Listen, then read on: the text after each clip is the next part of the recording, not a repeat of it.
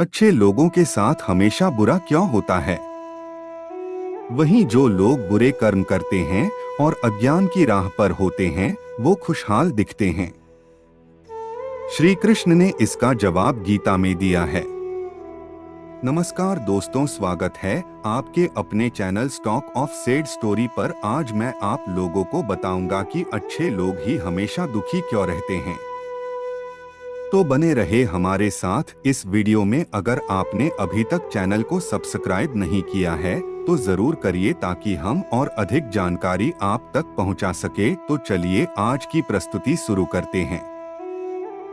आपने महसूस किया होगा कि जो लोग अच्छे कर्म करते हैं वो परेशान रहते हैं, वहीं जो बुरे कर्म करते हैं वो खुशी से रह रहे होते हैं। अच्छे कर्म करने वाले परेशान होते हैं कि आखिर उन्हें इतनी परीक्षा क्यों देनी पड़ रही है, जबकि जो अधर्म की राह में हैं वो खुश हैं और जिंदगी का लुत्फ उठा रहे हैं। अगर आपके मन में भी ये सवाल आया है तो आज हम आपको इसका जवाब देंगे। ये जवाब वो है जो भगवत गीता में लिखा है और श्री कृष्ण ने अर्जुन को दिया था।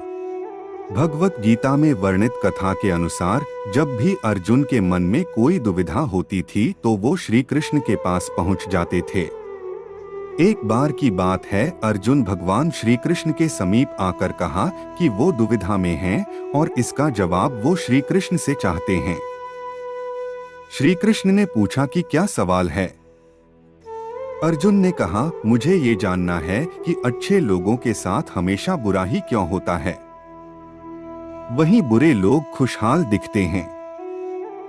अर्जुन के मुंह से ऐसी बातें सुनकर श्री कृष्ण मुस्कुराए और कहा, मनुष्य जैसा सोचता है और महसूस करता है वैसा कुछ नहीं होता है, बल्कि अज्ञानता की वजह से वो सच्चाई नहीं समझ पाता है। अर्जुन उनकी ये बात समझ नहीं पाए। इसके बाद श्री कृष्ण ने क्या कहा वो जानते हैं। श्री कृष्ण ने अर्जुन से कहा, पार्थ, मैं तुम्हें एक कथा सुनाता हूँ। उसे सुनकर तुम समझ जाओगे कि हर प्राणी को उसके कर्म के हिसाब से ही फल मिलता है। प्रकृति हर किसी को अपनी राह चुनने का मौका देती है। अब वो मनुष्य की इच्छा पर निर्भर करता है कि उसे धर्म की राह चुननी है या अधर्म की। कथा शुरू करते हुए श्री कृष्ण ने कहा, एक नगर में दो पुरुष रहा करते थे। एक पुरुष व्यापारी था जिसके जीवन में धर्म की बहुत महत्ता थी। वो पूजा पाठ में यकीन रखता था। वो हर रोज मंदिर जाता था और दान धर्म भी करता था और हर रोज भगवान की पूजा करता था।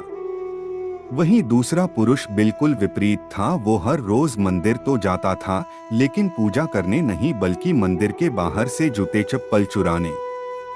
उसे दान और धर्म से कोई लेना देना नहीं था। समय बीतता गया और एक दिन बहुत जोर की बारिश हो रही थी। इस वजह से मंदिर में पुजारी के अलावा कोई नहीं था। ये बात जब दूसरे पुरुष को पता चली तो उसने कहा कि ये सही मौका है मंदिर का धन चुराने का। पंडित से नजर बचाकर उसने मंदिर का सारा धन चुरा लिया। उसी समय धर्म कर्म में विश्वास रखने वाला व्यक्ति भी मंदिर पहुंचा। दुर्भाग्य से मंदिर के पुजारी ने उसे ही चोर समझ लिया और चिल्लाने लगे। वहां लोग एकत्र हो गए और उसे बहुत मारा। किसी तरह वो बचते बचाते वहां से निकला तो दुर्भाग्य ने उसका साथ वहां भी नहीं छोड़ा। मंदिर के बाहर वो एक गाड़ी से टकरा गया और घायल हो गया। फिर वो व्यापारी लंगड़ाते हुए घर जाने लगा तो रास्ते में उसकी मुलाकात उस पुरुष से हुई जिसने मंदिर से धन चुराया था। उसने कहा, आज तो मेरी किस्मत चमक गई, एक साथ इतना सारा धन मिल गया। ये सब देखकर उसे बहुत बुरा लगा और उसने अपने घर से भगवान की सारी तस्वीरें निकाल दी। कुछ सालों बाद दोनों की पुरुषों की मृत्यु हो गई। मरने के बाद जब दोनों यमराज की सभा में पहुंचे और भले पुरुष ने दूसरे व्यक्ति को देखा तो उसे बहुत गुस्सा आया। उसने क्रोधित होकर यमराज से पूछ ही लिया, मैं तो हमेशा अच्छे कर्म करता था, दान में विश्वास रखता था। उसके बदले जीवन भर मुझे अपमान और दर्द ही मिला और इस व्यक्ति को नोटों से भरी पोटली। आखिर ऐसा भेदभाव क्यों? इस पर यमराज ने कहा, पुत्र, तुम गलत समझ रहे हो। जिस दिन तुम्हारी गाड़ी से टक्कर हुई थी वो दिन तुम्हारे जीवन का आखिरी दिन था, परंतु तुम्हारे अच्छे कर्मों की वजह से तुम्हारी मौत सिर्फ एक छोटी से चोट में बदल गई। तुम इस दुष्ट व्यक्ति के बारे में जानना चाहते हो। दरअसल इसके भाग्य में राजयोग था, मगर इसके कुकर्मों और अधर्म की वजह से वो सिर्फ एक छोटी सी धन की पोटली में बदल गया।